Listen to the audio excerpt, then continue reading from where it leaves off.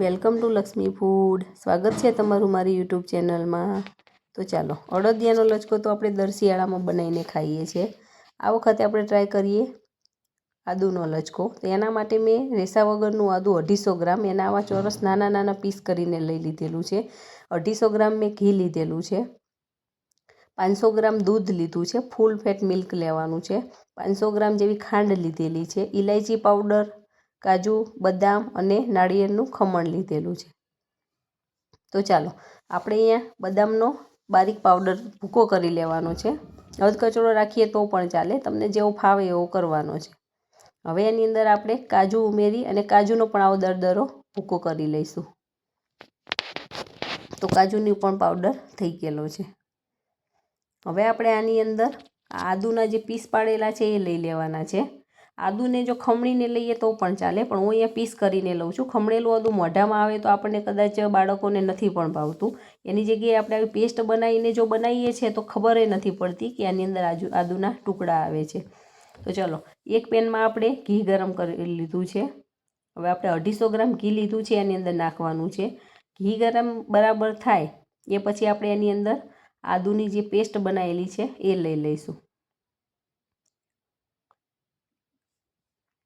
આદુની paste આપણે લઈ લીધેલી છે.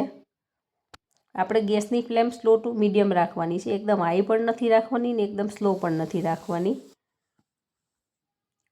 અને મીડિયમ ફ્લેમ ઉપર આપણે આદુને પકાવીશું. તો ધીમે ધીમે તમે જોઈ શકો છો કે આપણું આદું મિક્સ થતું જાય છે. અને જોઈને લાગશે જ નહીં કે આ આદું છે એમ. તો આપણે મિક્સ કરતા જઈશું અને સ્લોથી મીડિયમ ફ્લેમ ઉપર આપણે એને ચડવતા જઈશું. જેમ જેમ આપણું આદું ચડતું જશે એમ એમ થોડુંક હલકું થતું જશે અને એમાંથી ઘી પણ છૂટું થતું જશે. અને સ્મેલ તો બહુ જ સરસ આવી રહેલી છે, તમે જોઈ શકો છો. ધીમે ધીમે આપણું આદું, એનો કલર પણ થોડોક ચેન્જ થતો ગયો છે. અને આને આપણે સતત હલાવ્યા કરવાનું છે, જેથી કરીને નીચે ચોંટશે નહીં તો આદું છે તો નીચે તળિયે ચોંટી જાય છે. તમે જુઓ, ઘી ધીમે ધીમે છૂટું પડવા માંડેલું છે. હવે આપણે એક પેન ઉપર દૂધને ગરમ કરવા માટે મૂકી દઈશું. દૂધ ગરમ કરીને જ હંમેશા નાખવાનું, ઠંડુ નથી નાખવાનું. તો આપણું દૂધ ગરમ થઈ જાય અને આમાંથી ઘી છૂટું થઈ જાય એટલે આપણે આની અંદર ધીમે ધીમે કરીને દૂધ એડ કરી લઈશું. ઓલમોસ્ટ આપણું ઘી છૂટું પડી ગયું છે અને આપણું આદું પણ એકદમ સતળાઈ ગયું છે. કલર એકદમ ચેન્જ થઈ ગયો છે આદુનો. અને હતી એના કરતાં થોડીક ઓછી ક્વોન્ટિટી પણ થઈ ગયેલી છે.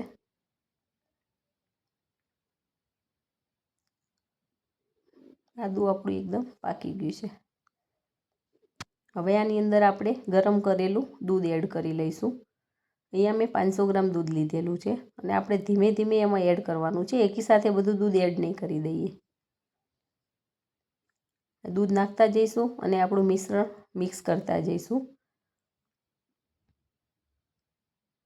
હવે આ દૂધ આપણે જેમ જેમ ઉકળતું જશે એમ એમ ઘટ થતું જશે અને આપણું જે આદુનું પેસ્ટ છે એ આમાં મેલ્ટ થતી જશે અને એકદમ દૂધ અને આદુ બે મિક્સ થઈ જશે. આવી રીતે ઉભરા પણ આવશે. જેમ જેમ ઘટ થતું જશે એમ એમ એમાંથી ઉભરા પણ આવતા જશે.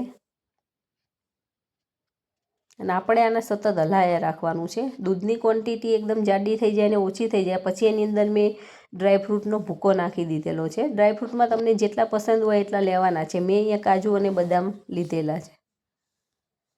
હવે આ બધાને આપણે સ્લો ટુ મીડિયમ ગેસ ઉપર બરાબર મિક્સ કરતું જવાનું છે. અને જો આ મિશ્રણને આપણે હજુ ઘણું બધું ઘટ થવા દેવાનું છે. એ પછી આપણે એની અંદર ખમણેલું ટોપરું લઈ લીધું છે, એને પણ મિક્સ કરી લઈશું. અને હવે સતત ચલાવતા જઈને ઘટ થવા દેવાનું છે. અને આપણે ડ્રાયફ્રૂટ પણ આની અંદર ગરમ છે એટલે પાકી જશે.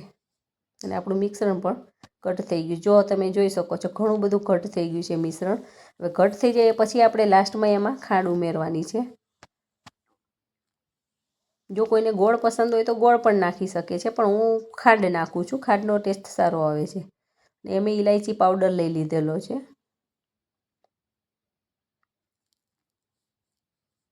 હવે આની અંદર આપણે ખાંડ ઉમેરવાની છે.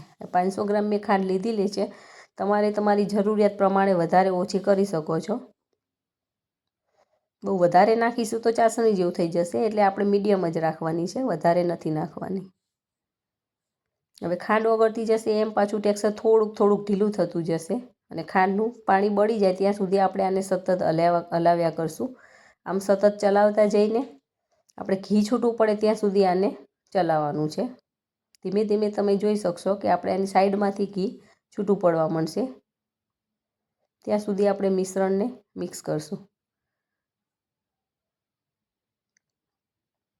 આપણું ઘી પણ થોડુંક છૂટું પડવા માંડ્યું છે અને મિશ્રણ પણ જાડું થતું જાય છે અને કલર જુઓ તમે, કલર સાવ ચેન્જ થવા માંડ્યો છે. આને આપણે ઢેફલી કે એવું નથી પાડવાના, આને ખુલ્લો લચકો રાખવાનો છે, એટલે હું આને થોડુંક ઢીલું રાખીશ અને આપણે આને ચમચી વડે ખાઈશું. આ પીસ નથી પાડવાના. તો તમે જોઈ શકો છો આ ઘી એકદમ ઉપરથી છૂટું પડી ગયેલું છે. હવે આપણો લચકો એકદમ ખાવા માટે પરફેક્ટ છે. તો તમે આ સમયે ગેસની ફ્લેમ બંધ કરી શકો છો.